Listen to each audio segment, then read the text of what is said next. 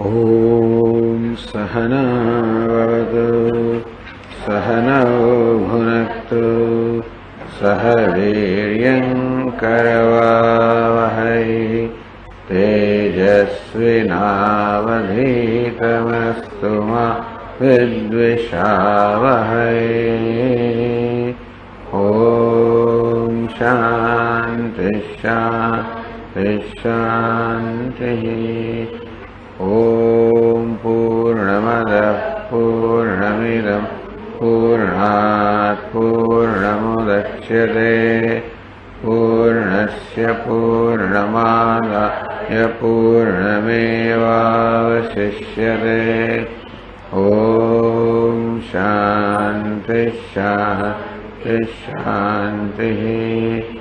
श्रुतिस्मृतिपुराणानाम् आलयं करुणालयं नमामि भगवत्पादं शङ्करं लोकशङ्करं शङ्करं शङ्कराचार्यं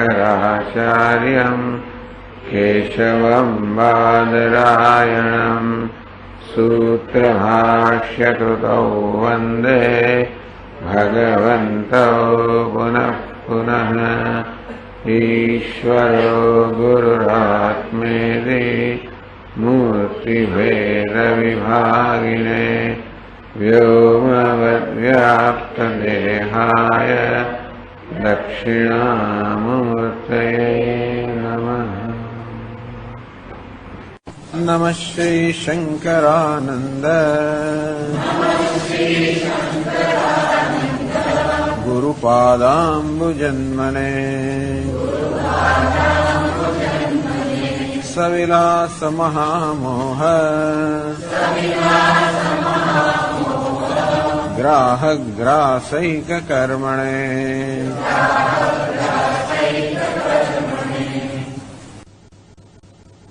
પ્રકરણ આ બધા પ્રકરણો દીપ પ્રકરણ કહેવાયા. કોઈ કોઈ વિષયને પ્રકાશિત કરનાર હોવાના કારણે એમને દીપ કહેવામાં આવ્યો. ચિત્ર દીપ પ્રકરણમ, પછી કૂટસ્થ દીપ પ્રકરણમ, ધ્યાન દીપ પ્રકરણમ, નાટક દીપ પ્રકરણમ વગેરે.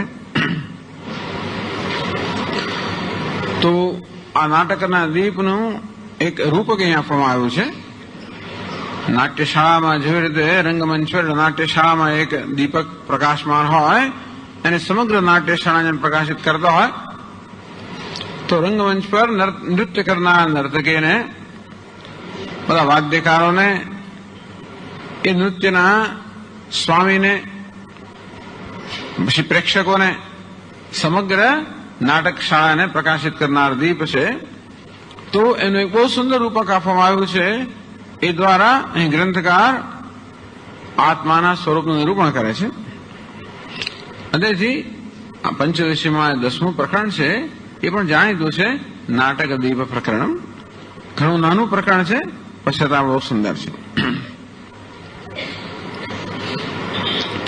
તો તમે જાણો છો એ પ્રમાણે રામકૃષ્ણ નામના વિદ્વાને આ પંચદશીના શ્લોકો પર ટીકા લખેલી છે સંક્ષેપમાં. તો 10મા પ્રકરણના પ્રારંભમાં જેમ દરેક પ્રકરણના પ્રારંભમાં કરે તે પ્રકારે પોતાનું મંગલાચરણ કરે છે. નત્વા શ્રી ભારતી તીર્થ વિદ્યારણ્ય મુનીશ્વર અર્થો નાટક દીપસ્ય મયા સંક્ષિપ્ય વક્ષ્યતે. શ્રી ભારતી તીર્થ વિદ્યારણ્ય મુનીશ્વર નત્વા, ભારતી તીર્થ અને વિદ્યારણ્ય આ બંને મુનીશ્વરો, મુનિઓમાં જે શ્રેષ્ઠ છે એ બંને નમસ્કાર કરીને આમ નમસ્કારરૂપ મંગલાચરણ કરે છે. અર્થો નાટક દીપસ્ય મયા સંક્ષિપ્ય વક્ષ્યતે. નાટક દીપસ્ય અર્થ, આ નાટક દીપ જે પ્રકરણ છે 10મું પ્રકરણ છે, અને જે વિષય છે મયા સંક્ષિપ્ય વક્ષ્યતે, એ દ્વારા જે કહેવામાં આવે છે એનું તાત્પર્ય છે દરેક શ્લોકનું, એ સંક્ષેપપૂર્વક હું હવે કહીશ. અને પછી અવતરણિકા એ પોતાની એક ઉપોદઘાત અહીંયા કહે છે. ચિકેશિતસ્ય ગ્રંથસ્ય નિષ્પ્રત્યુઃ પરિપૂર્ણાય અભિમત દેવતા તત્વાનુસ્મરણ લક્ષણમ મંગલમ આચરન. તો ટીકાકાર કહે છે ગ્રંથકાર પોતે પણ 10મા પ્રકરણનો પ્રારંભ એક મંગલાચરણથી કરે છે. કેવા પ્રકાર મંગલાચરણ? દેવતા તત્વ અનુસ્મરણ લક્ષણમ મંગલાચરણમ. દેવતાનું સ્મરણ કરવું, દેવતાના તત્વનું સ્મરણ કરવું.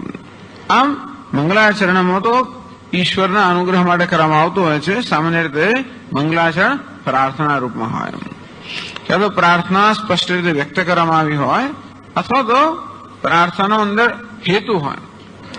પૂર્ણમદ પૂર્ણમદમ પૂર્ણમિદ એમાં કોઈ પ્રાર્થના ન હોય, પરંતુ માત્ર તત્વનું અનુસંધાન કરવું, ઈશ્વરનું અનુસંધાન કરવું, બસ ઈશ્વરનું સ્મરણ કરવું.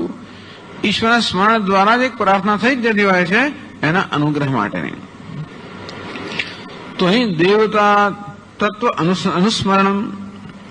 દેવતા એટલે પરમાત્મા. આ પરમાત્માનું જે તત્વ છે, સત્યમ જ્ઞાનમ અનંતમ બ્રહ્મ સચ્ચિદાનંદમ વગેરે જે તત્વ છે એ તત્વનું સ્મરણ કરે છે ગ્રંથકાર પહેલા શ્લોકમાં. મંગલમ આચરણ એ પ્રકારે મંગલાચરણ કરે છે. મંગલાચરણ ભગવાનના અનુગ્રહ માટે. શા માટે? જિગીષિતસ્ય ગ્રંથસ્ય નિષ્પ્રત્યુ પરિપૂર્ણાય. નિષ્પ્રત્યુ નિર્વિઘ્ન પરિપૂર્ણાય. તો પોતે જે આ 10મું પ્રકરણ લખવા માંગે છે એ 10મા પ્રકરણની રચના કોઈ પ્રકારના વિઘ્ન વગર પૂરી થાય એ માટે ભગવાનની પ્રાર્થના, જે ભગવાન અનુગ્રહની પ્રાર્થના માટે ભગવાનના તત્વનું સ્મરણરૂપ આ મંગલાચરણ કે પ્રાર્થના ગ્રંથકાર આ 10મા પ્રકરણના પહેલા શ્લોકમાં કરે છે.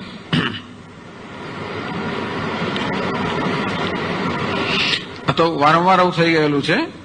તો કોઈ ને કોઈ રીતે મંગલાચરણ થતું હોય છે.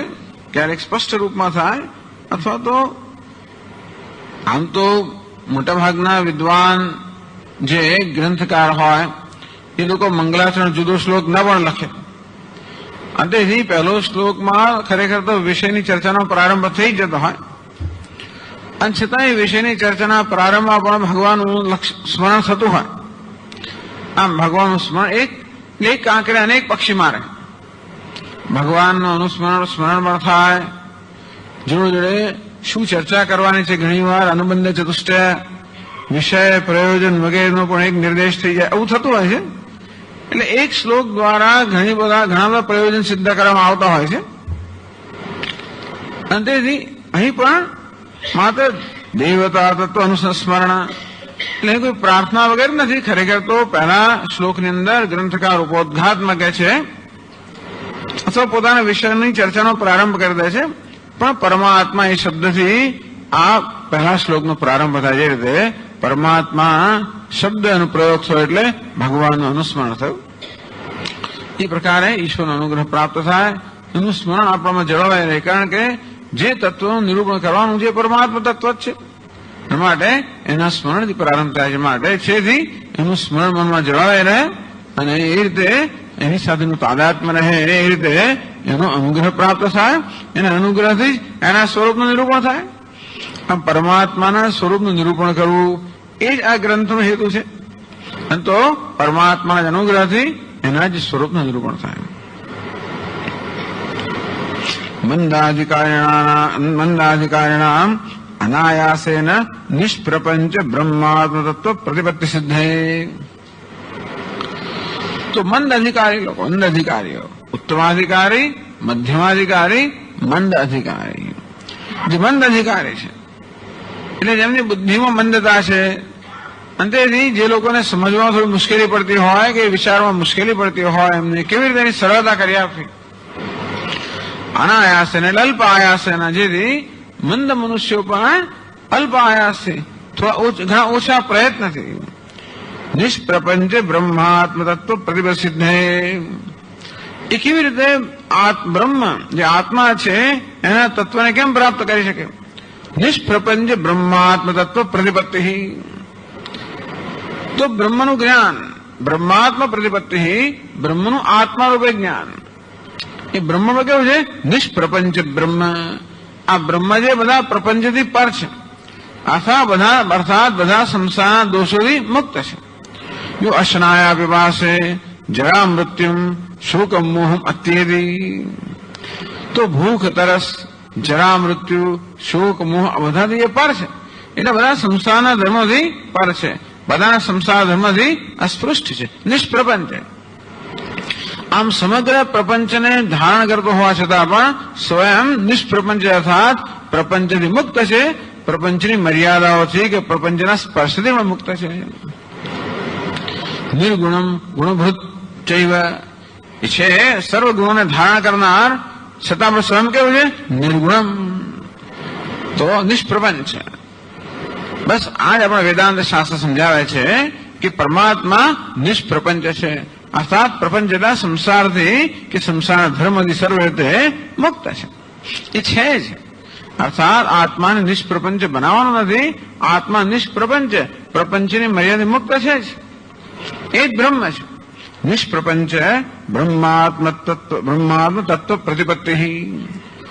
તો કઈ રીતે હું બ્રહ્મ છું, નિષ્પ્રપંચ બ્રહ્મ હું છું? આ પ્રકારે આત્માનું જ્ઞાન કેમ થાય? તો મંદ અધિકારને પણ આ પ્રકારનું જ્ઞાન થાય અલ્પ આયાસથી.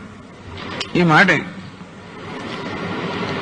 અધ્યારોપાપવાદાભ્યામ નિષ્પ્રપંચમ પ્રપંચતે શિષ્યાણામ બોધ સિદ્ધ્યર્થમ તત્વજ્ઞૈ કલ્પિત ક્રમ.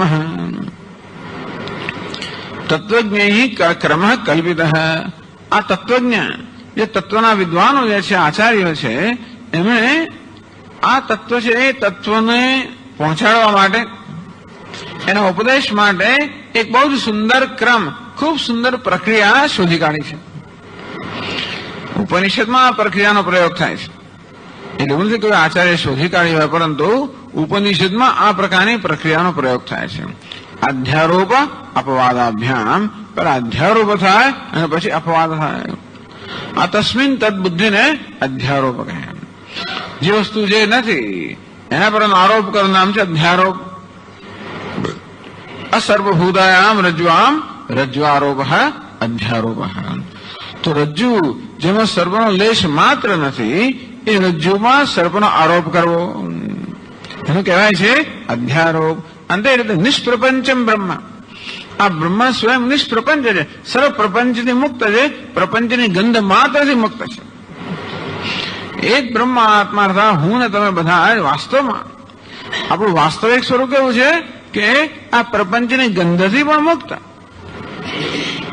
પણ કમનસીબે દરેક વ્યક્તિ અજ્ઞાનને કારણે પોતાને પ્રપંચવાળો અર્થાત પ્રપંચથી બદ્ધ માની લે છે. આના લીધે આપણા જીવનમાં અધ્યારોપ છે. આત્મા જે વાસ્તવમાં પૂર્ણ છે, નિત્ય, શુદ્ધ, બુદ્ધ, મુક્ત વગેરે છે, એના પર અપૂર્ણતાનો, અનિત્યતાનો, અજ્ઞાનનો, મર્તત્વનો, દુઃખિત્વનો આ બધા અધ્યારોપ થઈ રહ્યો છે. એ રીતે અત્યારે મારી જાતને જાણું છું, આ પ્રકારના ભ્રમ મારા વિશે સેવી રહ્યો છું. તેથી વર્તમાનમાં આત્મા પર અધ્યારોપ છે. આમ અધ્યારોપ લઈને આપણે જન્મ્યા છીએ અને અધ્યારોપમાં જ આપણું જીવન વ્યતીત થઈ રહ્યું છે. અને એ બધા દુઃખનું કારણ છે. અને તેથી આપણા જીવનમાં અધ્યારોપ છે અને કરવાનું છે અપવાદ, એનો બાદ. તસ્મિન તદબુદ્ધિ. આત્મા જે વાસ્તવમાં જીવ નથી, દુઃખી નથી, સંસાર નથી, એને જીવ, દુઃખી કે સંસારી માનવાનું નામ છે અધ્યારોપ. જગત જે વાસ્તવમાં મિથ્યા જગત છે ને એને સત્ય માનવું અધ્યારોપ. બ્રહ્મ કે તત્વમાં વાસ્તવમાં એક અદ્વિતીય છે અને એને ભેદભાવ વાળું જોવું નામ છે અધ્યારોપ. આમ અદ્વિતીય પર દ્વૈતનો ભેદભાવનો અધ્યારોપ કરવો, આત્મા પર અલ્પતાનો, દુઃખિત્વનો, મર્ત્યત્વનો, સંસારિત્વનો અધ્યારોપ કરવો. આવો અધ્યારોપ થઈ રહ્યો છે. કારણ છે અજ્ઞાન. ક્યાંથી શરૂ થયું? અનાદિકાળથી. કેમ છે? તો કે છે. અજ્ઞાન શા માટે છે? તો કે છે. એનો કોઈ ઉત્તર નથી. ક્યાંથી છે? તો કે હંમેશા છે જ. પણ સ્વામી જયારે અજ્ઞાન નહોતું ત્યારે એવું હોય જ નહીં કે અજ્ઞાન ના હોય, હોય છે. એટલે એને અનાદિ અવિદ્યા કહેવામાં આવતો હોય છે, અનિર્વચનીય વગેરે. તો આ પ્રકારના અજ્ઞાનને કારણે અહમ મમ, આ પ્રકારનો નૈસર્ગિકો એમ લોક વ્યવહાર, અહમ મમેતિ, હું, મારું, આ પ્રકારનો એક સ્વાભાવિક લોક વ્યવહાર શબ્દ પ્રયોગ થઈ રહ્યો છે કે હું વ્યક્તિ છું, આ મારું છે, આ પ્રકારનો નૈસર્ગિક એટલે કોઈ પ્રકારના પ્રયત્ન વગરનો આ પ્રકારનો વ્યવહાર છે. ટૂંકમાં દરેક જણ અજ્ઞાન લઈને જન્મેલું છે અને અજ્ઞાનને કારણે સ્વાભાવિક રીતે પોતાના પર અધ્યારોપ થતો હોય છે, પોતાના વિશે અનેક પ્રકારના ભ્રમ સેવાઈ રહ્યા હોય છે. અંતેથી હું મારી દ્રષ્ટિથી જગતને જોઉં, એ જગત વિશે પણ અનેક ભ્રમ સેવાઈ રહ્યા હોય, ઈશ્વર વિશે પણ અનેક ભ્રમ સેવાઈ રહ્યા હોય. આમ જીવ, જગત ને ઈશ્વર આ ત્રણેય વિશે પ્રત્યેક મનુષ્ય જન્મથી જ અનેક પ્રકારના ભ્રમ સેવતો જ હોય છે. અને જેમ જેમ આપણે મોટા થતા જઈએ તેમ તેમ આ બધા ભ્રમનો વધારો થતો જાય. એટલે આ પ્રકારનો અધ્યારોપ જીવનમાં છે અને જરૂર છે અપવાદની. એટલા માટે શાસ્ત્રો આ પ્રકારની પદ્ધતિ અજમાવે છે, ઉપયોગ કરે છે, અધ્યારોપ અપવાદાભ્યામ. તો પહેલા શાસ્ત્ર પણ બતાવે કે હું આ જીવ જે છું, આ જીવ પણ આવ્યું ક્યાંથી, સમજાવે આપણને. આમ આ જગત કેવી રીતે ઉત્પન્ન થયું, જગત પણ એક અધ્યારોપ છે, જીવ પણ એક અધ્યારોપ છે, આ ભેદનો અધ્યારોપ છે. તેથી આ જીવ, આ જગત આ બધું ક્યાંથી જન્મ્યું, કેવી રીતે જન્મ્યું, એ પ્રક્રિયા સમજાવે, નામ છે અધ્યારોપ. અને પછી આપણે બતાવે કે આ જીવ ભાવ પણ મિથ્યા છે, આ જગત પણ મિથ્યા છે.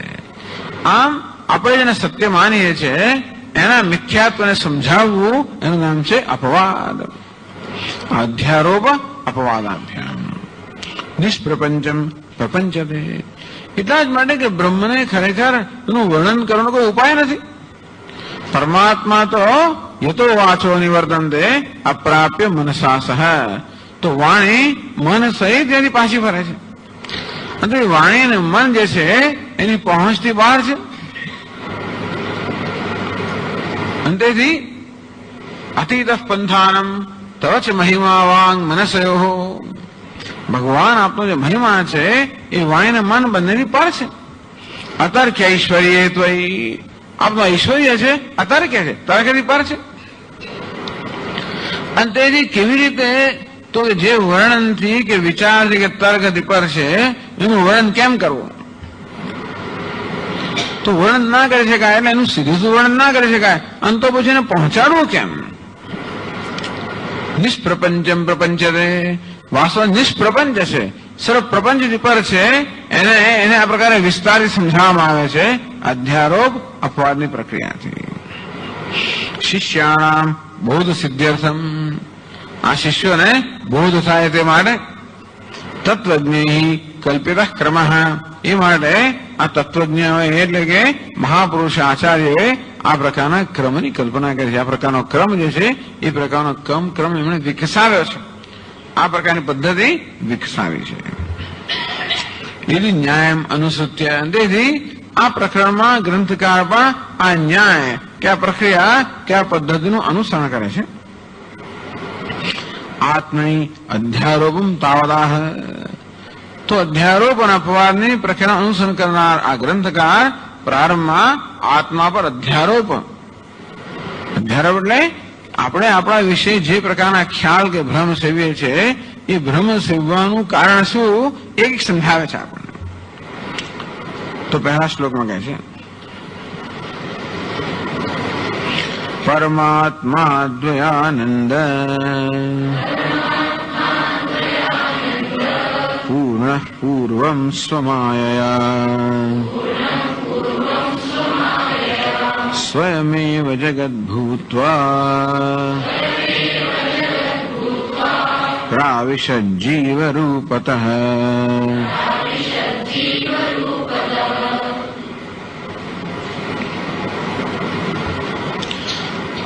પરમાત્મા અદ્વયાનંદ પૂર્ણ પૂર્વમ સ્વમાયા સ્વયમેવ જગત ભૂત્વા પ્રાવિશદ જીવ રૂપતઃ. પૂર્વમ સૃષ્ટિ પ્રાક. પહેલા એટલે કે સૃષ્ટિના પ્રારંભમાં અદ્વયાનંદ પૂર્ણ પરમાત્મા. તો પરમાત્મા છે અદ્વયાનંદ પૂર્ણ. અદ્વય છે, આનંદ છે અને પૂર્ણ છે. ન વિદ્યતે દ્વયમ દ્વૈત રૂપમ દૃશ્યમ યત્ર અદ્વય. અદ્વય જ્યાં દ્વય નથી, જ્યાં દ્વૈત નથી. કે જેમાં કોઈ પ્રકારનું દ્વય કે દ્વૈત વાસ્તવમાં વિદ્યમાન નથી. એનો અદ્વય એટલે સદૈવ સૌમ્ય ઇદમ અગ્ર આસીત એકમેવા દ્વિતીયમ. હે સૌમ્ય, આ સમગ્ર જગત એના સર્જન પહેલા એક અદ્વિતીય સત હતું. એમ કહીને આ બધી ચર્ચા થઈ, આખું એના માટે પ્રકરણ હતું. એકમ એવ અદ્વિતીયમ એમ કહીને શાસ્ત્ર જે છે એ સજાતીય, વિજાતીય, સ્વગત આ ત્રણેય પ્રકારના ભેદનો નિષેધ કરે છે. સજાતીય એટલે કે બ્રહ્મ હોવું અને બીજું બ્રહ્મ હોવું, એકથી વધારે બ્રહ્મ હોવા. એટલેથી એક જ જાતિના સભ્યો વચ્ચેનો જે ભેદ છે એને આપણે સજાતીય ભેદ કહીએ. વિજાતીય ભેદ બ્રહ્મ પણ સત્ય હોવું અને માયા પણ સત્ય હોવી. આમ બ્રહ્મ કરતા ભિન્ન જાતિની માયા એ જાણે કે સત્ય હોય તો વિજાતીય ભેદ. સ્વગત ભેદ એટલે બ્રહ્મની અંદર જ અનેક પ્રકારના અંગ હોવા, અવયવ હોવા, વિભાગ હોવા, એને સ્વગત ભેદ કહેવાય. જેમ કે એક જ વૃક્ષ છે, અનેક બધી ડાળીઓ અને પાંદડા ને વગેરે હોય, એને આપણે સ્વગત ભેદ કહીએ. એક વૃક્ષ છે અને બીજું વૃક્ષ છે, બે વચ્ચેનો ભેદ છે સજાતીય ભેદ. એક વૃક્ષ છે, બીજો ખડક છે, બે વચ્ચેનો ભેદ છે વિજાતીય ભેદ. તો આ પ્રકારે એકમ આ પ્રકારના ભેદ આપણને દેખાય છે. આવું કહેવાની જરૂર કેમ પડી કે આ જગત એના સર્જન પહેલા એક અદ્વિતીય બ્રહ્મ હતું. એટલા જ માટે કે અત્યારે જગતમાં આપણને આ ત્રણેય પ્રકારના ભેદભાવ જણાય છે. સજાતીય ભેદ, એક માણસ બીજા માણસ વચ્ચે ભેદ. વિજાતીય ભેદ, એક માણસ ને પશુ પક્ષી વચ્ચેનો ભેદ.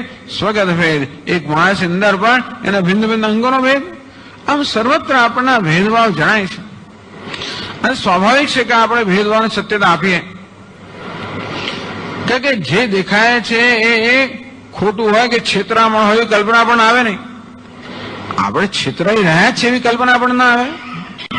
જ્ઞાનના વિચેતાંશી દેવી ભગવતી હિસા બલાદ આકૃષ્ય મોહાય મહામાયા પ્રયચ્છતે. કહે છે કે આ મહામાયા તો જ્ઞાનીઓ અર્થાત વિદ્વાનોના ચિત્તને પણ ખેંચીને મોહની અંદર ધકેલે છે. ટૂંકમાં મહામાયા છે વિદ્વતજનોની અંદર પણ મોહ ઉત્પન્ન કરે છે. મોહ એને કહેવાય કે આપણામાં ખોટો ખ્યાલ હોય પણ એ ખ્યાલ ખોટો છે એવું ના જાણતા હોય, એના મોહ. આપણે ખરેખર ખોટું જાણતા હોઈએ પણ હું જે જાણું છું કે માનું છું એ ખોટું છે એવો મને ખ્યાલ નથી. તેથી પોતાની ખોટી માન્યતાને સાચી માનવી એનું નામ ભ્રમ. બાકી હું ખોટું માનતો હોઉં અને જાણતો હોઉં કે હું જે માનું છું ખોટું છે તો પ્રશ્ન રહેતો નથી. તો પછી આપણે એને કઈ આપણે આપણું જીવન એના પર રચવાના નથી, એના આધારે આપણે કશું કરવાનું નથી. ખોટું છે માનીએ તો જાણીએ તો. પેલી જાત જાતની બધી વસ્તુ હોય છે ને, આ દ્રાક્ષ તો કે લમખું ખોટું છે, દ્રાક્ષનું લમખું ખોટું છે. એવી હારેવું છે નહીં. આ સફરજન ખોટું છે હું જાણું છું. એટલા માટે કોઈ દિવસ આ સફરજન ને ખાવાની કે ભોગવવાની ઈચ્છા મારામાં જન્મે નહીં. એટલે ખોટા ને ખોટું જાણતા હોઈએ તો પછી આપણને એના વિશે કોઈ રાગ દ્વેષ હોતા નથી. આપણામાં કોઈ પ્રકારની વ્યાકુળતા કે ઈચ્છા કે દુઃખ જન્માવતું નથી. કોઈ નિરાશા ઉત્પન્ન ના કરે, કશું ના કરે બિચારો. પણ સાચું માનીએ, આ સફરજનને સાચું માનવામાં આવે તો જરૂર મારામાં કઈ ને કઈ પ્રકારનો પ્રતિભાવ ઉત્પન્ન કરે. ભૂખ લાગી હોય તો પછી મને એને ભોગવવા ખાવાની ઈચ્છા થાય કે જે કંઈ કરવાનું હોય કે લઈ જવાની ઈચ્છા થાય. આમ જે મિથ્યા છે એને સત્ય માનવું, આવું થઈ રહ્યું છે. અને જાણતા નથી કે હું જે સત્ય માનું સત્યને ન જાણવાને કારણે અને માયા કહેવામાં આવે મહામાયા પ્રયચ્છતિ. એટલે આમ બધા વ્યવહારમાં કશો હોય, બીજી બધી રીતે વિદ્વાન હોય, પરંતુ સત્યની બાબતમાં અનેક પ્રકારના ભ્રમ સેવી રહ્યા હોય બને. કિમ કર્મ કિમ અકર્મેદી કવયોપ્યત્ર મોહિતા. ભગવાન એટલે કવિ અર્થાત વિદ્વજનો પણ આ કર્મ કોને કહેવાય, અકર્મ કોને કહેવાય એ વિષયમાં મોહિત છે. બસ આ પ્રકારે વિદ્વાન મોહિત હોય ત્યારે બિચારા સામાન્ય માણસોની વાત જ શું કરવી. તેથી બધા મોહિત છે. અને મોહ દૂર કરવા માટે આપણને કહે છે આપણે આ જગતને સત્ય માની લઈએ, જગતના ભેદભાવને સત્ય માની લઈએ, અને તેથી આપણીને જગત પર જે ભેદભાવ એને પણ સત્ય માની લઈએ, એમ કરીને આપણી જાતને જગતથી જુદા માની લઈએ, એમ કરીને આપણે અલ્પ માની લઈએ, એકલા આટોલા માની લઈએ, એક્સક્લુડેડ, વ્યાવૃત્ત, ટૂંકમાં આ જગત છે ત્યાં હું નથી, હું છું ત્યાં જગત નથી, એમ કરીને આપણે જગતથી અળગા થઈ જઈએ. હવે અળગાપણાની આપણને અળગાપણાનું એક દુઃખ છે. પણ આ વાસ્તુ મિથ્યા છે. એટલે કહે છે કે આ સમગ્ર ભેદભાવ જેમ ધરાવનારું સમગ્ર જગત એના સર્જન પહેલા ભેદ રહિત હતું. એકમેવા અદ્વિતીયમ સત આસીદ. એક અદ્વિતીય, સ્વગત, સજાતીય, વિજાતીય, આ બધા પ્રકારના ભેદથી રહિત આ જગત ત્યારે હતું એના સર્જન પહેલા. તો એ ભેદ ક્યાંથી આવ્યો? જયારે હતો જ તો આવ્યો ક્યાંથી? જે વસ્તુ નથી આવે ક્યાંથી? માત્ર કલ્પનાથી આવે, બીજું કોઈ તો ના આવે. જે દશત ભાસમાનમ તન મિથ્યા, જે છે જ નહીં છતાં ભાષે જ એમના મિથ્યા.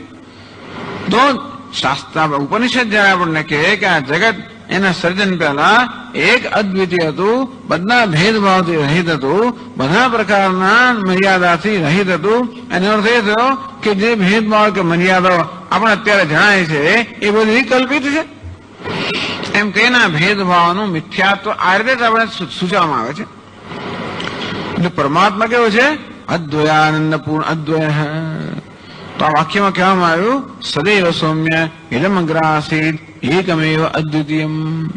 આ સમગ્ર જગત એની ઉત્પત્તિ પહેલા એક બ્રહ્મ સચ્ચિદાનંદ બ્રહ્મ હતું, એક અદ્વિતીય સચ્ચિદાનંદ બ્રહ્મ હતું, બીજું કઈ જ નહીં.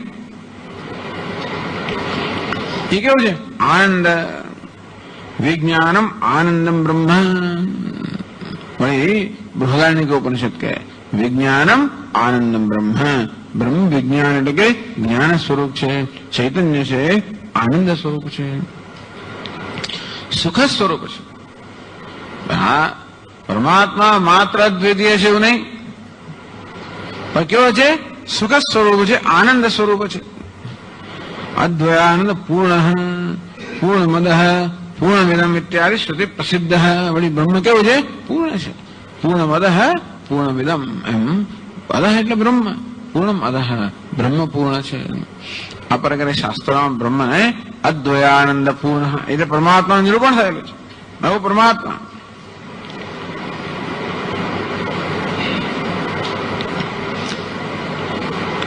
સ્વગતાદિભેદ શૂન્ય પરમાનંદ રૂપ પરિપૂર્ણ પરમાત્મા. તો અદ્વૈત શબ્દને અર્થ પણ સમજાવવામાં આવ્યો કે જેમાં કોઈ પ્રકારનો દ્વૈત નથી, આ દૃશ્ય નથી. અને પરમાત્મા શબ્દને સમજાવે છે પરમાત્મા. પરમ શબ્દ પર અને મ. પરાન દૃશ્ય પદાર્થાન મિમિતે સાક્ષિત્વેન પ્રકાશયતિ પરમ. પરમ પરાન મિમિતે પરમ.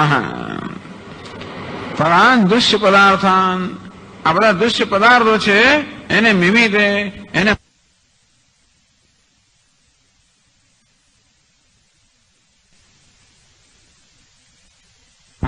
તો પરમ શબ્દનો અર્થ કરો. આમ પરમનો અર્થ ઉત્કૃષ્ટ, એટલે કે જે દેશ કાળ વસ્તુ બધી મર્યાદાથી પર છે આપણે પરમ કહીએ છીએ. પછી પરમ શબ્દનો બીજો અર્થ સમજાવો. પર અને માં. પર એટલે અન્ય, અન્ય એટલે બીજા, એટલે કોણ? આ દૃશ્ય. તો જે પર એટલે અન્ય ને મ એટલે કે મિમિતે, અન્યને દૃશ્યને પ્રકાશિત કરે છે. એ પ્રકાશિત કરનાર દ્રષ્ટા, સાક્ષી, અવભાષક ચૈતન્ય એટલે પરમ. અને આત્મા પરમશ્ચાસુ આત્મા છે, પરમાત્મા. પરમાત્મા જે પરમ પણ છે અને આત્મા પણ છે. આમ જે દ્રશ્ય જગત પ્રકાશિત કરનાર છે, બધાનો દ્રષ્ટા છે, અને મારો આત્મા છે ને પરમાત્મા કહેવાય. એટલે આશ્ચર્યની વાત છે કે પરમાત્મા શબ્દનો અર્થ આમ સામાન્ય રીતે તત્પદ થાય. પરમાત્મા શબ્દનો અર્થ પરમાત્મા ઈશ્વર એવો થાય. પણ આ રીતે પરમાત્મા શબ્દ સમજવામાં આવે તો એનો અર્થ ત્વમ પદ થાય, તત્પદ ના થાય. પરમનો અર્થ સાક્ષી એવો કર્યો. જે સાક્ષી પણ છે, દ્રષ્ટા પણ છે અને આત્મા પણ છે, એવું સાક્ષી સ્વરૂપ આત્મા, એટલે કે મારું સ્વરૂપની વાત કરી. પરમાત્મા અદ્વયાનંદ પૂર્ણ, જદ્વય છે, આનંદ સ્વરૂપ છે, પૂર્ણ છે. પૂર્ણ એટલે જેમાં કોઈ પ્રકારની મર્યાદા નથી, અનંત છે. આમ પૂર્ણ જે સર્વનો પૂર્ણ બધી હોય ભરેલાને આપણે પૂર્ણ કહીએ. પૂરેથી પૂર્ણ પૂરી તત્વાત પૂર્ણ, બધા સર્વ પૂર્ણ છે, બધા ભરેલો ખીચોખીચ ભરેલો હોય સુખમાં, જેમાં કોઈ પ્રકારની ઉણપ નથી. અને જોડે જોડે જે સર્વનો સમાવેશ કરનાર છે એને પૂર્ણ.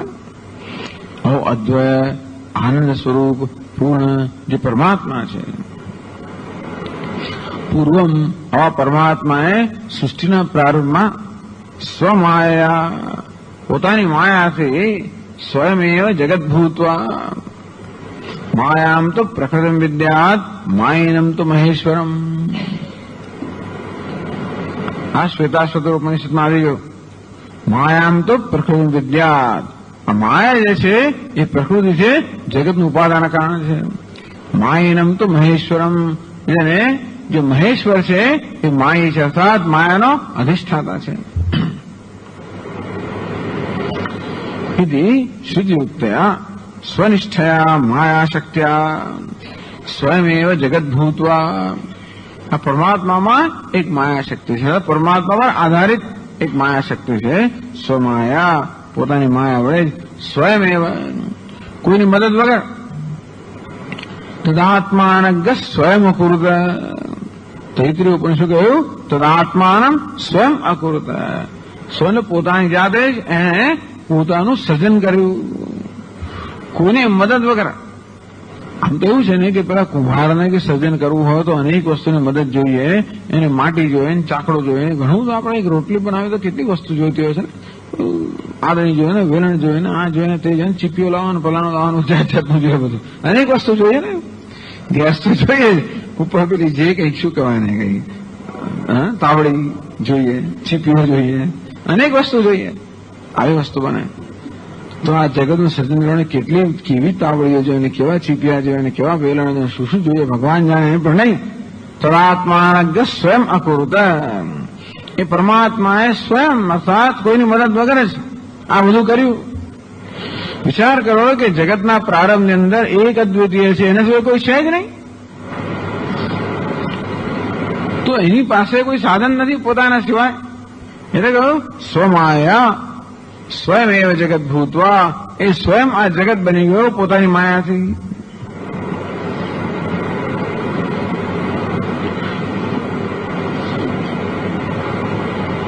તત્સૃષ્ટવા તદેવાનો પ્રાવિશદ. આ બધું જગત મિથ્યા છે એ સમજાવવાની રીત છે. તમે જ વિચાર કરો કે માણસ ઊંઘી ગયો ત્યારે એકલો જ હતો, અને જાગ્યો ત્યારે પણ એકલો જ છે, અને વચ્ચે આ બધા સ્વપ્ન બધું જોતો હોય તો આવ્યું ક્યાંથી આવ્યું? ધારો કે સ્વપ્નમાં હું આ પ્રકારે પ્રવચન આપતો હોઉં તો આ યુનિવર્સિટી ક્યાંથી આવી, હોલ ક્યાંથી આવ્યો, આ શ્રોતાઓ ક્યાંથી આવ્યા, આ બધી વસ્તુઓ ક્યાંથી આવી, આ ટ્યુબલાઇટ અને પંખાનું ક્યાંથી આવ્યું? તો આત્માનગ સ્વયં અકુરુત. સ્વાભાવિક છે આ બધી વસ્તુઓ મેં મારી જાતે જ રચી. બાકી હોલ બનાવવા બધા દમ નીકળી જાય આપણો. હોલ બનાવવા એટલે શું? ટૂંકમાં જમીન મેળવવી ને જાત જાતની બધી પરવાનગીઓ મેળવીને શું શું કરવાનું હોય ને, પછી ડોનેશન લઈ આવવાને કેટલી માથાકૂટ થાય ને. પણ ત્યાં સ્વપ્નમાં શું છે? તદાત્માનગ સ્વયં અકુરુત. સ્વયં મેં મારા વડે સ્વમાયા, મારી પોતાની માયાથી આખું સ્વપ્ન જગતની જેમ કલ્પના કરી. અને તો આ સ્વપ્નવાળા આ હોલને બનાવવા માટે કોઈ સિમેન્ટની કે કશાની જરૂર ના પડે, ઈંટોની જરૂર ના પડે, કે કોઈ વીજળીની જરૂર ના પડે, કશાય કોઈ ડોનેશનની જરૂર ના પડે. મુખ્ય વસ્તુ એ છે ટૂંકમાં કોઈ જરૂર ના પડે, અને કોઈની પરવાનગીની જરૂર ના પડે. સ્વયં અકુરુત. એ સર્જન કેવું હોય? હું મારી જાતે કશાયની મદદ વગર જયારે સર્જન કરું તો સર્જન કેવું હોય? એ કલ્પનાથી અન્ય કશું, હું કલ્પના સિવાય મારી જાતે કશું ના કરી શકું. કોઈ નક્કર વસ્તુની રચના કરવી હોય તો મારા સિવાય કંઈક પદાર્થ જોઈએ જ. ખરેખરી રોટલી બનાવવી હોય તો નીતર પછી બરાબર છે. પેલો એમને એમ પેલો ગપ્પા મારતો એને પેલો કે શું ખાધું, તો બસ મેં તો આ શાક ખાધું ને શું ખાધું હોય સુગંધ લીધી હોય એમ કરીને.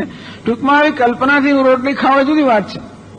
તો ખરેખર રોટલી ખાવી હોય તો મારા સિવાય કોઈ વસ્તુઓ જોઈએ છે, ઉપાદાન જોઈએ, નિમિત્ત જોઈએ, બધું જોઈએ.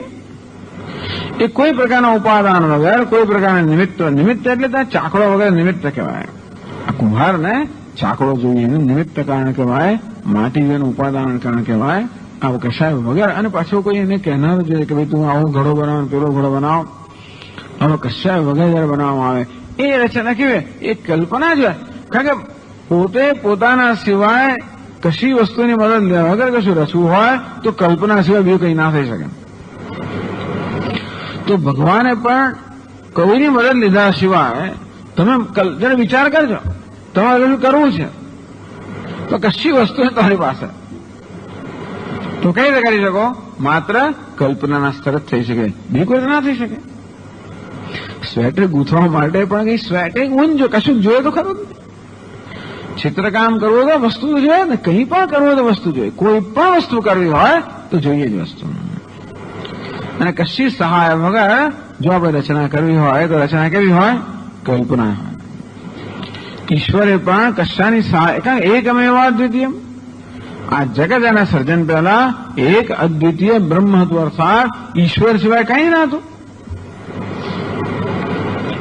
આત્મા વા એક એવ ઇદમગ્રાસીદ નાન્યત કિંચન મિશત, એના સિવાય કંઈ જ ના હતું. તો એ બનાવ્યું કેવી સ્વમાયા, અર્થાત પોતાની કલ્પનાથી. એટલે જગત કેવી છે? પરમાત્માની કલ્પના.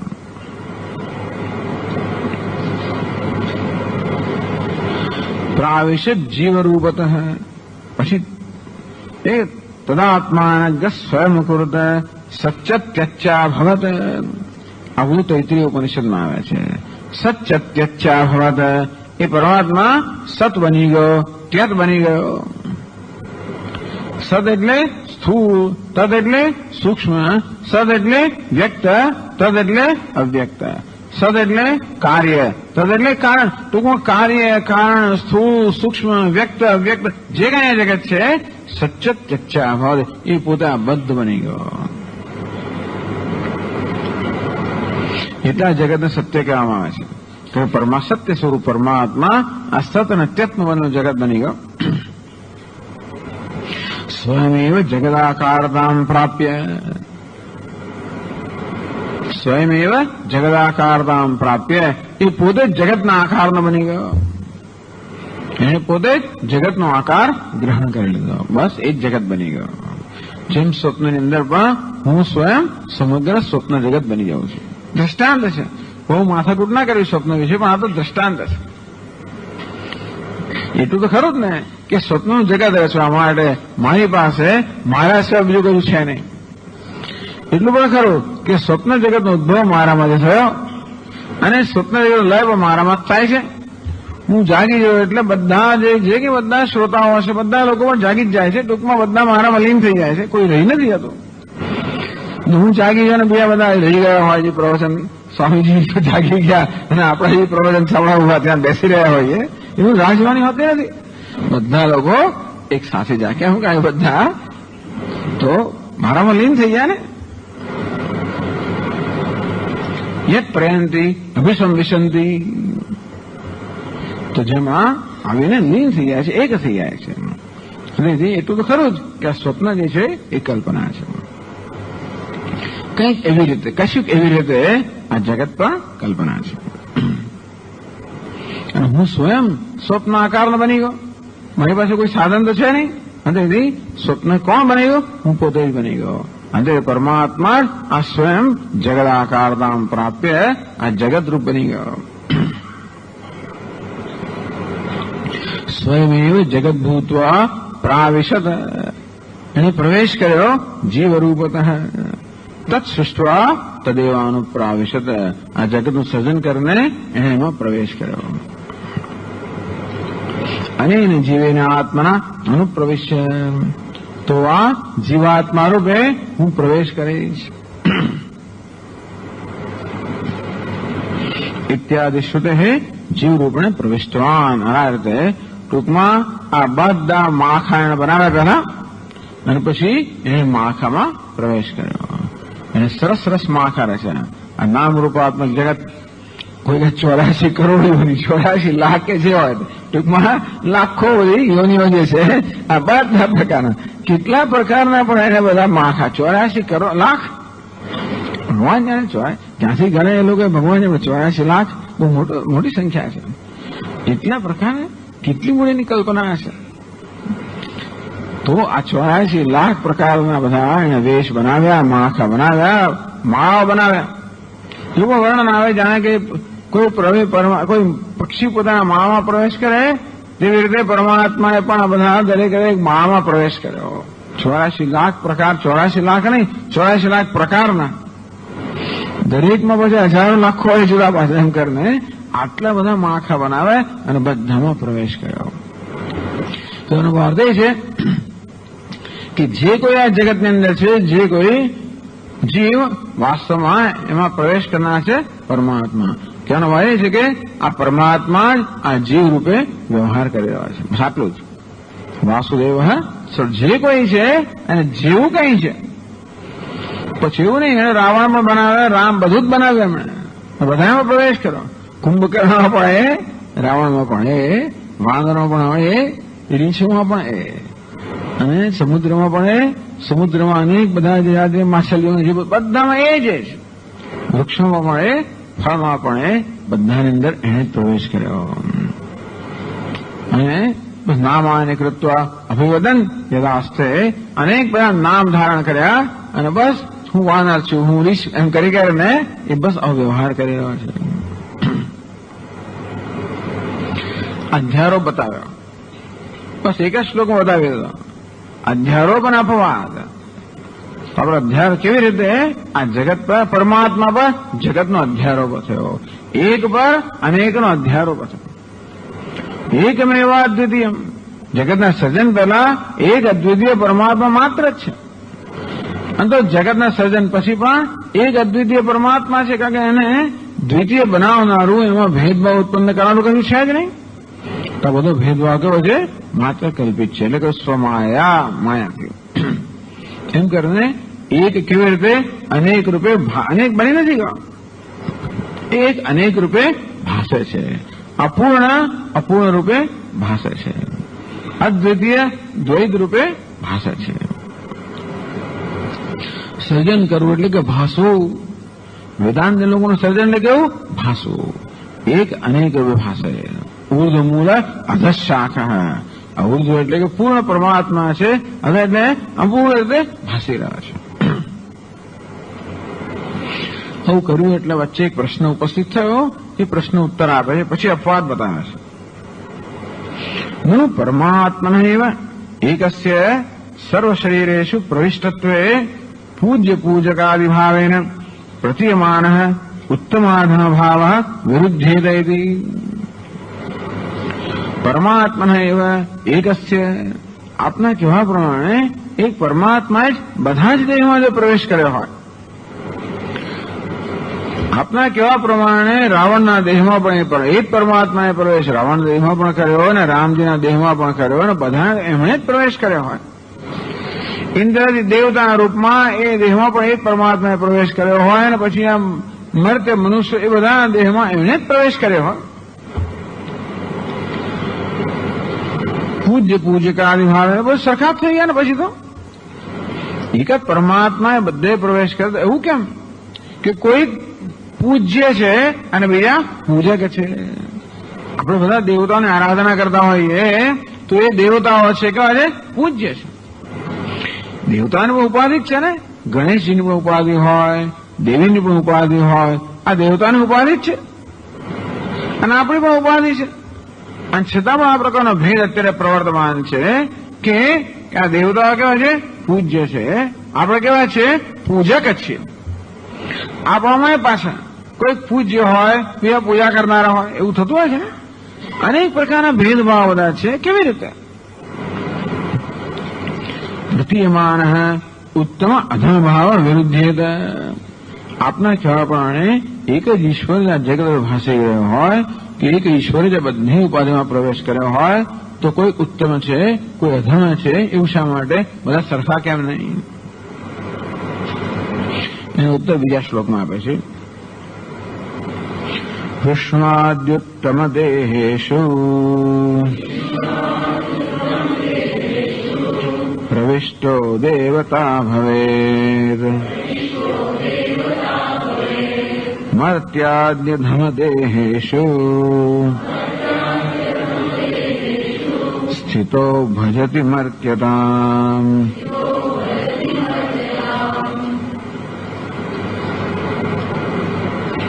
નાયમ સ્વાભાવિક ઉત્તમ અધમ ભાવ. આ ઉત્તમ અને અધમ, પૂજ્ય અને પૂજક આ પ્રકારનો જે ભેદભાવ છે એ કોઈ સ્વાભાવિક નથી. કિંતુ શરીર ઉપર સ્વાભાવિક એટલે કે એવું નથી કે ખરેખર ઇન્દ્રનો આત્મા આપણા કરતા ચડિયાતો હોય, આપણો આત્મા ઇન્દ્રના આત્મા કરતા ઉતરતો હોય. આમ ઇન્દ્રનો આત્મા ઉત્તમ હોય અને પૂજકનો આત્મા અધમ હોય. એ ઉત્તમતા અને અધમતા કોઈ સ્વભાવ અર્થાત આત્માના સ્તર નથી, સ્વભાવના સ્તર નથી. જળની અંદર એક મોટું મોટું મોજું હોય ને એક નાનું ટીપું હોય જળનું, તો પેલું ટીપું નાનકડું હોય અને પેલું મોટું હોય તો એ વચ્ચેનો ભરીને છે એ સ્વભાવની દ્રષ્ટિએ કોઈ ભેદ નથી, માત્ર આકારની ઉપાધિની દ્રષ્ટિએ છે. કિંતુ શરીરોપાધિ નિબંધન. વાસ્તવમાં ઉપાધિને કારણે ભેદભાવ છે અને કોઈ વાસ્તવિક ભેદભાવ નથી. એટલે કે ઉત્તમ અધમ ભાવ જે છે એ કોઈ સ્વભાવથી નથી. એટલે કહ્યું વિષ્ણુઆદિ ઉત્તમ દેહેષુ પ્રવિષ્ટ. વિષ્ણુ વગેરે બ્રહ્મા, વિષ્ણુ, મહેશ, શિવ, શક્તિ, ગણપતિ, સૂર્ય આ બધા ઉત્તમ દેહ છે. આ બધી ઉપાધિ છે. પ્રવિષ્ટો દેવતા ભવે. આ બધી ઉપાધિમાં પ્રવેશ કરવાને કારણે પરમાત્મા દેવતા કહેવાયો, અર્થાત એ પૂજ્ય બન્યો. મર્ત્યાદિ અધમ દેહેષુ. મર્ત્ય મનુષ્ય, આ મનુષ્યને પછી એને તો ઉતરતા બધા જે ઉપાધિ છે કેવા છે? અધમ દેહ છે, ઉતરતા છે. સ્થિતો ભજતી મર્ત્યતામ. તો દેવો કે અમર છે, બધા દેવો કેવા છે? અમર છે. અને આપણે કેવા છે? મર્ત્ય છે. તો અમર અને મર્ત્ય, ઉત્તમ અને અધમ, પૂજ્ય અને પૂજક આ પ્રકારના ભેદભાવ છે એ કોઈ સ્વભાવથી અથવા સ્વરૂપથી નથી, તાત્વિક ભેદભાવ નથી, માત્ર ઉપાધિની ઉત્તમતા અને અધમતાને કારણે ભેદભાવ છે. સ્થિતો અને તેથી કોઈ વિરોધ નથી. આ પ્રશ્ન વારંવાર થાય ને કે સ્વામીજી હું બ્રહ્મ હોઉં તો પછી કોણ કોની આરાધના કરે, કોણ કોની ઉપાસના કરે, કોણ કોની પૂજા કરે વગેરે પ્રશ્નો થતા હોય છે. તો કે નહીં, હું બ્રહ્મ છું એ વાત સાચી છે અને જેની મારે ઉપાસના કરવાની છે કે આરાધના એ પણ બ્રહ્મ છે, પણ સાચી વાત છે. પરંતુ અત્યારે હું કેવો છું? મર્ત્ય છું, અર્થાત દેહની અંદર અહમભાવ ધરાવનાર હું જીવ છું. એટલે જીવ જે છે ને એ ઈશ્વરની પૂજા કરતો હોય. બ્રહ્મ કે બ્રહ્મની પૂજા નથી કરતો. હું બ્રહ્મ છું એ વાત બરોબર છે, પણ મારા અત્યારે વાસ્તવિકતા નથી. અને માટે દેહની અંદર અહમભાવને કારણે મારી જાતને જીવ માનું છું. તેથી એક જીવ બીજા ઈશ્વરની દેવતાની આરાધના કરતા હોય છે. અને એ પ્રકારનું જ્ઞાન થયું કે હું વાસ્તવમાં બ્રહ્મ છું, પછી કોઈ પૂજા કે આરાધનાનો પ્રશ્ન રહેતો જ નથી. ટૂંકમાં બધી આરાધનાના પરિણામે એનું અહીંયા પરિણતિ એમાં છે.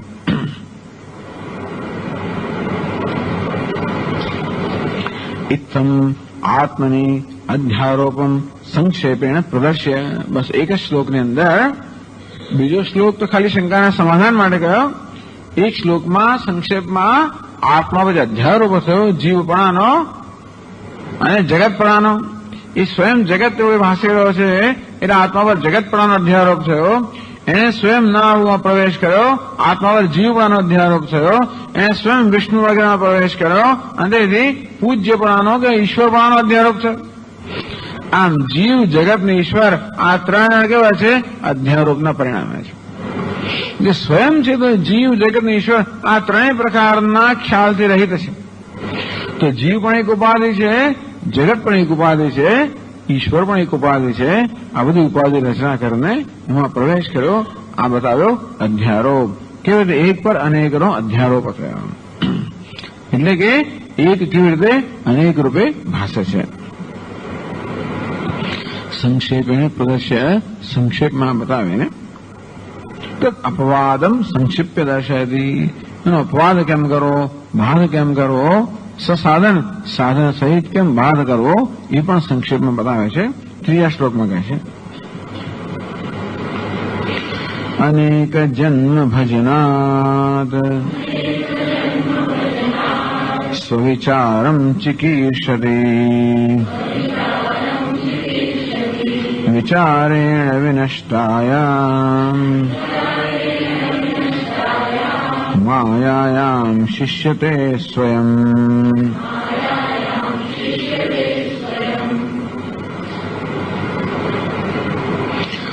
અનેક જન્મ ભજનાત, અનેક જન્મમાં ભજન કરીએ હોવાને કારણે અનેક જન્મ સંસિદ્ધ તતો યાદિ પરામ ગતિમ. ભગવાન કહે છે કે અનેક જન્મમાં સિદ્ધિ પ્રાપ્ત કરતા કરતા છેવટે એ પરામ ગતિમને પ્રાપ્ત કરે છે. અનેક જન્મ ભજનાત અનેકેષુ જન્મસુ અનુષ્ઠિતાનામ કર્મણામ બ્રહ્મણી સમરૂપાત ભજનાત. ભજન એટલે શું? ઈશ્વરને સમર્પણ કરવું નામ ભજન. કોનું સમર્પણ કરવું? પોતાની જાતનું સમર્પણ કરવું. અહંકારનું ઈશ્વરના ચરણે સમર્પણ કરવું નામ ભજન. પણ અહંકારનું સમર્પણ કેમ કરવું? અહંકાર કોઈ વસ્તુ હોત તો આપણે મૂકી દીધો. અહંકાર નામને કોઈ વસ્તુને આપણે ઉખાડીને લઈને મૂકી દઈએ તો ભગવાનના ચરણમાં તો બહુ સરળ થઈ જાય. તો એવું થતું નથી. તેથી અહંકારનું સમર્પણ એટલે અહંકારની અભિવ્યક્તિનું સમર્પણ. અહંકાર રાગમાં રાગ દ્વેષ એ બધા અભિવ્યક્ત થતો હોય. રાગ દ્વેષ કામ ક્રોધ ભય સ્વાર્થ સંકુચિતતા આ બધા રૂપમાં અહંકાર વ્યક્ત થતો હોય છે. તેથી ભગવાનનું ભજન કે ભગવાનને સમર્પણ, અહંકારનું સમર્પણ એટલે પછી આ રાગ દ્વેષનું સ્વાર્થનું સંકોચિતતાનું આ બધાનું સમર્પણ. તે કેવી રીતે થાય? તો પછી એક કર્મ જે છે ને એક બહુ સુંદર ઉપાય બતાવે ભગવાને શાસ્ત્રએ. આપણે જયારે કશું પણ કરવા જઈએ, કોઈ પણ કરવાનો પ્રારંભ કરીએ ત્યારે આપણામાં જે રાગ દ્વેષ કે સંકુચિતતા કે જે હોય એ બધી વસ્તુઓ તરત જ બહાર આવે. બહાર આવીને આપણા કર્મનો કબજો લેવાનો પ્રયત્ન કરે. કંઈ પણ કરવા એટલે તરત શ્વાસ વૃત્તિ અંદર આવે. કઈ ગણતરી આપણે કરીએ છીએ કે આ કરું તો મને મળશે શું?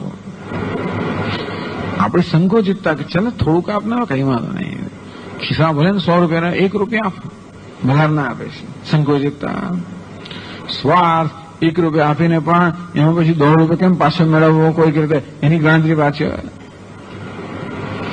આમ સંકુચિતતા સ્વાર્થ રાગ આપી દો. આને પેલા ના આપીશ, રાગ અને દ્વેષ. આમ કશું પણ કરવા જઈએ ત્યારે કેવું આપણા રાગ અને દ્વેષ કોઈને કોઈ બહાર આવતા હોય. આશ્ચર્યની વાત છે.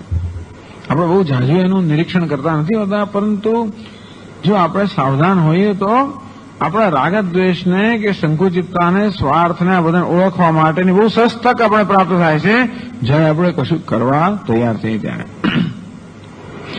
બાકી બધું સારું હોય, એમ લાગે બધું સારું સારું દેખાય, બધું કઈ તકલીફ નથી, બધું સારું દેખાય. એક કાંકરો નાખીએ અને નીચેથી કચરો જેમ બહાર આવે, કાદવ બહાર આવે તેમ એક કર્મથી કાંકરો નાખીએ, કારણ કે હાથ પગ હલાવવાના આવે, કશું કામ કરવાનું આવે, પરિશ્રમ કરવાનો આવે, ત્યારે પછી આ બધી અંદરની વસ્તુ બહાર આવે. એ તો બહાર નથી આવતી. આ કર્મ જે છે ને એ આપણે અંદર રહેલા રાગ દ્વેષ કે જે છે બધો અહંકાર છે, અહંકારને બહાર લાવવાનું એક સરસ નિમિત્ત બનાવ્યું. તેથી કર્મને સમર્પણ કરવું એટલે આ રાગ દ્વેષને કે સ્વાર્થને સંકોચિતતાને સમર્પિત કરવાના. બીજું શું સમર્પિત કરવાનું હતું? કર્મને સમર્પિત, કર્મ શું આમ કે આમ આપવાનું ઓછું છે. કર્મને સમર્પિત કરવું એટલે આવી જાતના સ્વાર્થને રાગને દ્વેષને સમર્પિત કરવા. ટૂંકમાં આ બધા રાગ દ્વેષ ઉત્પન્ન થાય અને છતાં પણ એ રાગ દ્વેષથી પ્રેરાઈને નહીં, પરંતુ ઈશ્વરને પ્રસન્ન કરવાની ભાવનાથી, ઈશ્વરને ખુશ કરવાની ભાવનાથી એ પ્રકારની ભાવના આપણે પ્રયત્નપૂર્વક સ્થાપીએ ત્યાં, અને જ પ્રતિપક્ષ ભાવના કહેવાય. તો જે પ્રકારનો પક્ષ ઉભો થયો એના કરતા વિરુદ્ધ પક્ષ આપણે પ્રયત્નપૂર્વક વિરુદ્ધ પક્ષ સ્વીકારીએ. મન સંકોચિત કરતો કે નહીં, ત્યાં જાણી જોઈને ઉદારતા, પણ નથી ગમતો પણ સ્વામી મહારાજ કે ને આપણા મનમાં જે ભાવના હોય એને ફિઝિકલાઇઝેશન ઓફ યોર એટીટ્યુડ, મનમાં જે ભાવના જન્મી હોય એ ભાવનાને કર્મ દ્વારા એને વાચા આપવી. જો ભાવના અંદર જન્મે છે ને તો જો કંઈ ન કરી તો વળી પછી શમી જાય. જયારે જન્મી એટલે એને વાચા આપવી તો જ પ્રબળ બને. આમ દરેક કર્મ આપણી સદભાવનાને કે ઉચ્ચ ભાવનાને વાચા આપવા માટેનું એક નિમિત્ત બને. ટૂંકમાં બંને પ્રકારની ભાવનાઓ કે વૃત્તિઓ આપણામાં રહેલી જ છે. આપણામાં માત્ર સ્વાદ કે સંકુચિતતા છે એવું નથી, ઉદારતા પણ છે. આપણામાં માત્ર નિષ્ઠુરતા છે એવું નથી, પણ પ્રેમ કરુણા પણ છે, બંને છે. તો પેલું નિસ્વાર્થતા અને એ બધી વસ્તુઓ બિચારી જરા નબળી છે, એટલા માટે બહુ જોર એમનામાં નથી, અને તેથી પોતાનો પ્રભાવ જન્માવી શકતી નથી. અને પેલી પ્રબળ વૃત્તિઓ છે ને સ્વાર્થ વગેરે એ જ હંમેશા જીતી જતી હોય. એના માટે શ્રી કૃષ્ણનો આપણો આશ્રય લઈને આપણે પ્રયત્નપૂર્વક ત્યાં નિસ્વાર્થતા કે ઉદારતા કે પછી એ વૃત્તિને પ્રયત્નપૂર્વક આપણે સ્થાપીએ અને એનાથી પ્રેરાઈને કર્મ કરીએ. બસ આ જ કર્મયોગ. અને યોગ એટલા માટે કહેવામાં આવ્યો કે ચિત્ત વૃત્તિ નિરોધ. આ પ્રકારે બધી વૃત્તિનો નિરોધ કેમ કરવો? આ બધા પ્રકારની નકારાત્મક કે નિષેધાત્મક વૃત્તિઓ જે છે એનો નિરોધ કરવો એટલે કે એ જન્મે જ નહીં કેમ કરવું? નિરોધ ન થયો છે કે એ જ ના જન્મે, આપણે કંઈ ના કરવું પડે. શરૂઆતમાં પ્રયત્નપૂર્વક આપણે દૂર કર્યા કરીએ, એક સમય આવે જયારે એ પ્રકારની વૃત્તિ જન્મે જ નહીં, એનું નિરોધ. તો આ પ્રકારની વૃત્તિઓ જન્મ્યા કરે અને આપણે ત્યાં આગળ સદવૃત્તિ સ્થાપ્યા કરીએ, પેલી જન્મ્યા કરે. બસ આ પ્રકારનું યુદ્ધ ચાલ્યા જ કરે, સતત આ પ્રકારનો પ્રયત્ન ચાલ્યા જ કરે. આનું નામ છે કર્મયોગ. એટલે કહ્યું અનેકેષુ જન્મસુ અનુષ્ઠિતાનામ કર્મણામ બ્રહ્મણી સમર્પણ રૂપાત ભજનાત બ્રહ્મણ્યાધાય કર્માણી સંગમ ત્યક્વા કરોતિ. તો કર્મફળની આસક્તિ છોડીને જે બ્રહ્મમાં ઈશ્વરમાં પોતાના કર્મને સમર્પિત કરે છે, અર્થાત ઈશ્વરને સમર્પિત કરે છે. આવું ભજન તો અનેક જન્મો થાય ત્યારે પાછું મનની અંદર એટલો બધો મેલ ભરેલો છે ને કે એકદમ જતો નથી હોતો ને. અંતેથી અનેક જન્મ ભજનાત, અનેક જન્મોમાં આ પ્રકારે આવું થોડું કરતા પછી એટલે અપરોક્ષાનુભૂતિમાં કહ્યું સ્વવર્ણાશ્રમ ધર્મેણ તપસા હરિતોષણાત સાધનમ ચ ભવેત પુંસામ વૈરાગ્યાદિ ચતુષ્ટયમ. સ્વધર્મ સ્વવર્ણાશ્રમ ધર્મેણ, પોતાના વર્ણને અનુરૂપ ધર્મનું આચરણ કરવું. તપસ્યા, એનું નામ જ તપશ્ચર્યા. એ પ્રકારે હરિ એટલે ભગવાનને સંતુષ્ટ કરવા આ સાધન બની જાય છે. આપણામાં વિવેક વૈરાગ્ય જન્મવાનું સાધન બને. એમાં તો મોક્ષત્વ જન્મે. એ પ્રકારે આપણી ગાડી આગળ ચાલે. એટલે ચાલો ત્રીજા શ્લોકની ચર્ચા આપણે આગળ કરશું, પણ આમાં આપણને સાધન સહિત અપવાદ કેમ કરવો એને સંક્ષેપમાં ગ્રંથકાર બતાવે છે આ ત્રીજા શ્લોકમાં.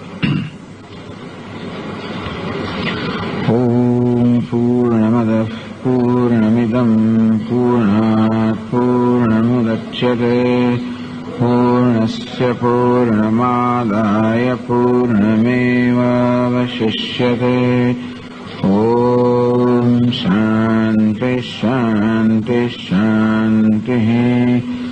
શંકરં શંકરાચાર્યં કેશવં બાદરાયણં સૂત્રભાષ્યકૃતૌ વંદે ભગવन्तૌ પુનઃ પુનઃ. ઈશ્વરો ગુરુરાત્મેતિ મૂર્તિભેદવિભાગિને વ્યોમવદ્વ્યાપ્તદેહાય दक्षिणामूर्तये नमः। ॐ शान्ति शान्ति शान्तिः। हरिः ॐ श्रीगुरुभ्यो नमः। हरिः ॐ।